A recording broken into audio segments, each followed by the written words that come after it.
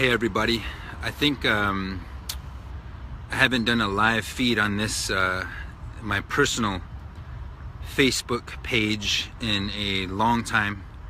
If you want to catch me live, I'm usually live at Lakota Law, Lakota People's Law Project or Last Real Indians. But I just wanted to go live because I'm in the nation's capital. I came to the the Native Nations Rising camp on the mall, the National Mall in Washington, D.C., right in front of the National Monument, which is probably the largest phallic symbol monument that we have, maybe on the globe.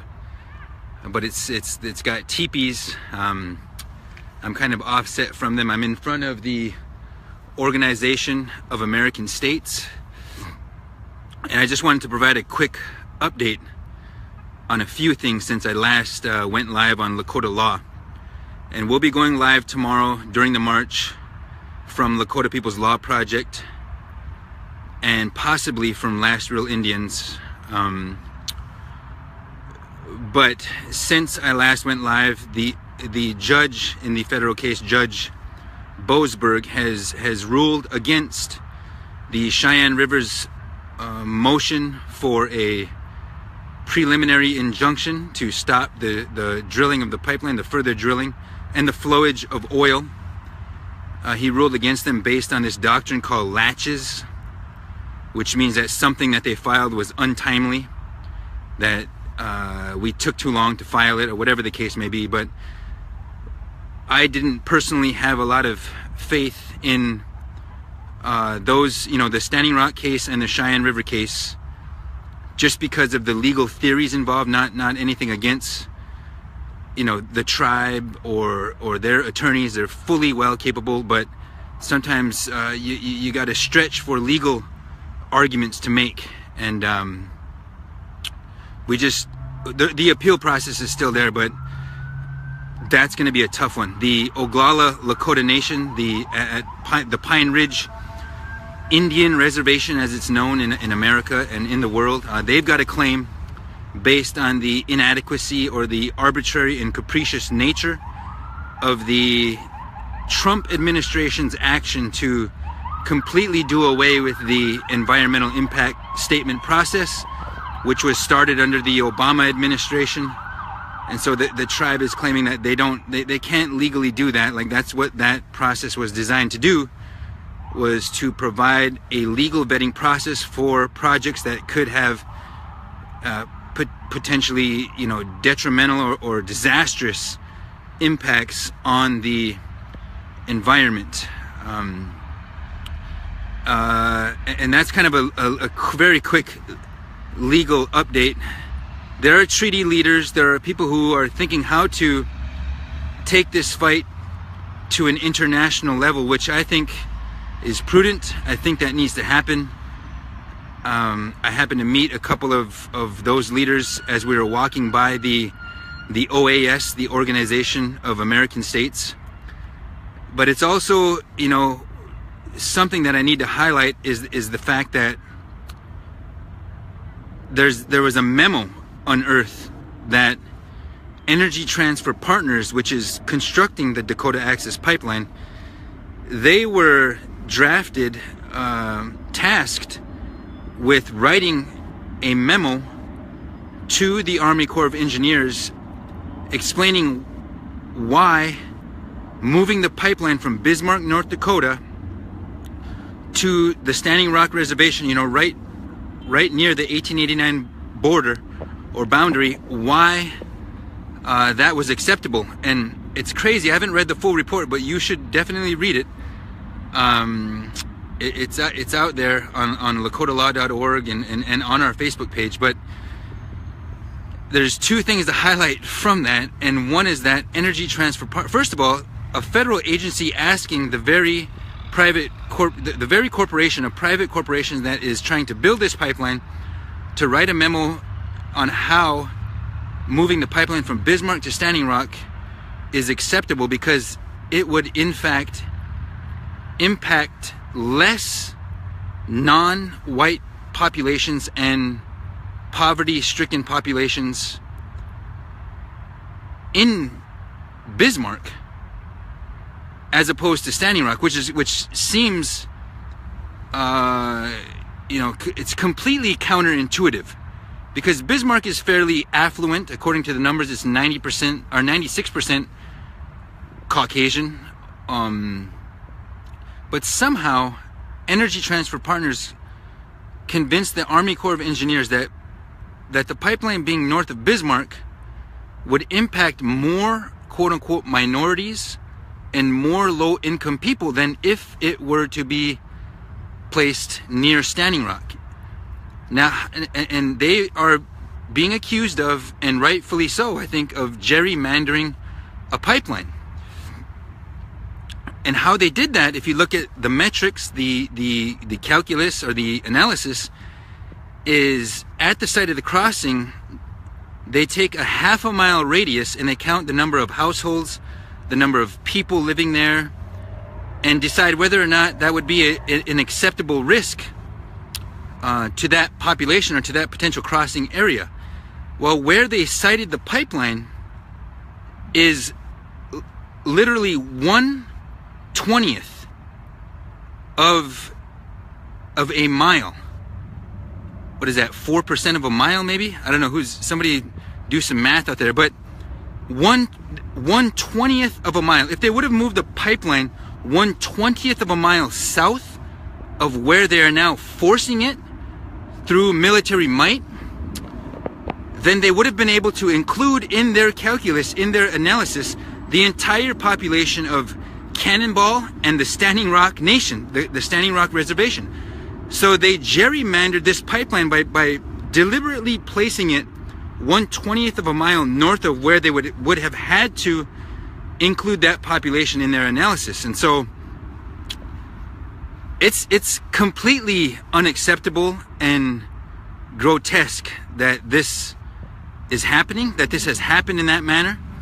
But I wanted to provide that quick update and to let people know that we are out here in support of Native Nations Rising, of the Standing Rock Nation, of the Indigenous Environmental Network, which appears to have been the chief planning and organizers of this march and this encampment. And we need to let people know that the fight is not over. We need to let the world know that the front line is just shifting forms. There is a political fight to be waged, a legal fight, and a frontline fight.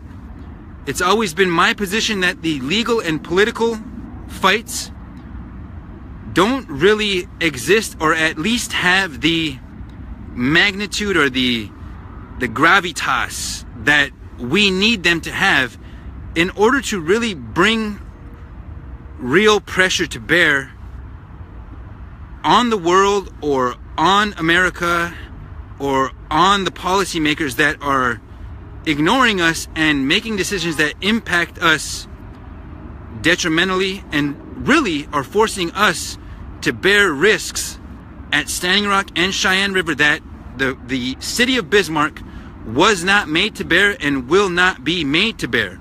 We are made to bear those risks and forced to live in the sacrifice zone at gunpoint. And to be here in the capital of the United States, a country which is only 240 years old, and a country that doesn't really have any legitimate right to be here.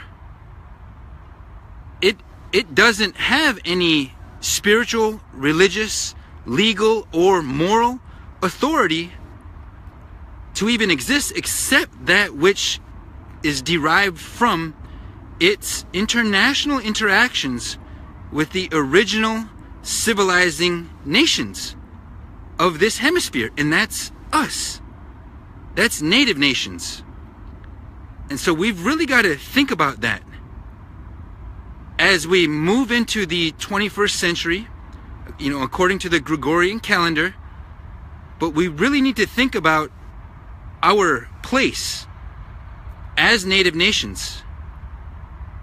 And that place is not to be oppressed or subjugated, but it is to be liberated spiritually, economically, legally, and politically.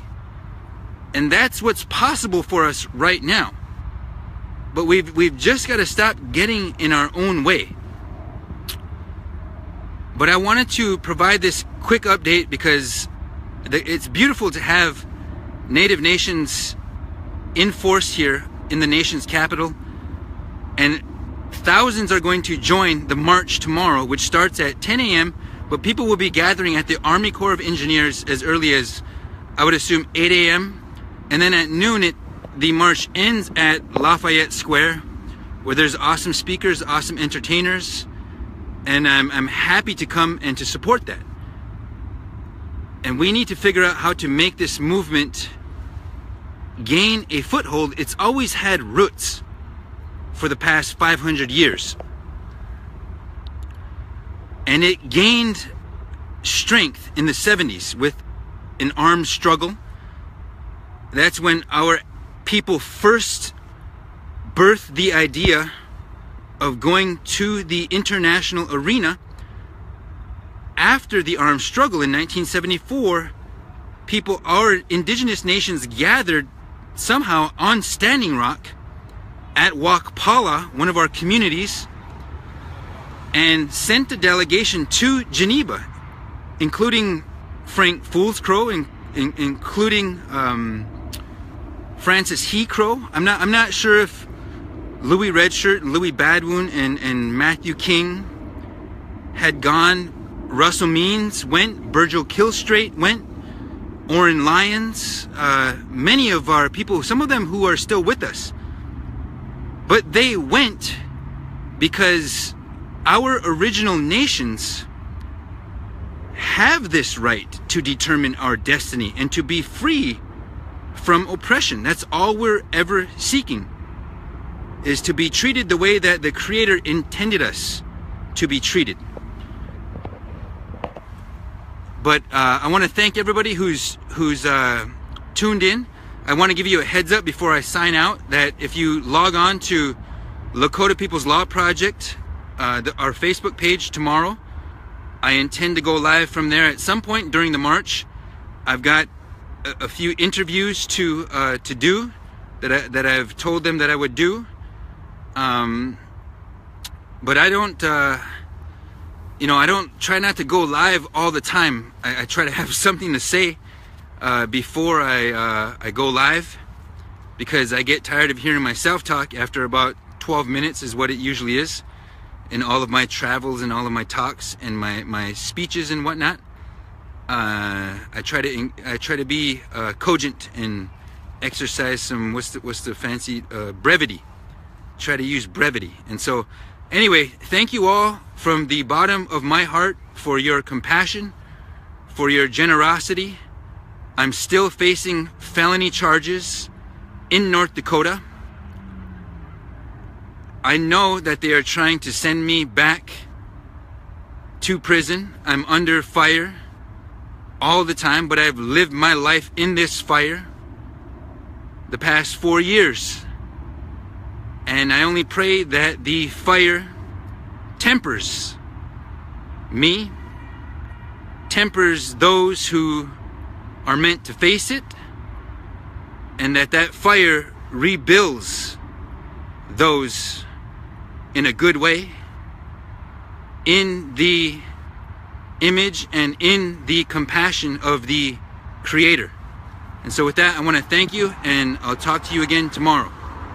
Last Real Indians, but I just wanted to go live because I'm in the nation's capital. I came to the the Native Nations Rising camp on the mall, the National Mall in Washington, D.C., right in front of the National Monument, which is probably the largest phallic symbol monument that we have, maybe on the globe. But it's got teepees. I'm kind of offset from them. I'm in front of the Organization of American States, And I just wanted to provide a quick update on a few things since I last went live on Lakota. Hey everybody, I think I haven't done a live feed on this my personal Facebook page in a long time. If you want to catch me live, I'm usually live at Lakota Law, Lakota People's Law Project or the Law. And we'll be going live tomorrow during the march from Lakota People's Law Project and possibly from Last Real Indians.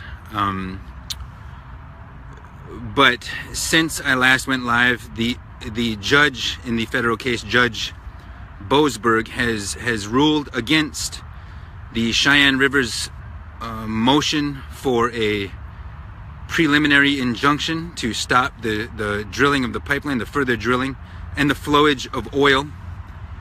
He ruled against them based on this doctrine called latches, which means that something that they filed was untimely, that we took too long to file it.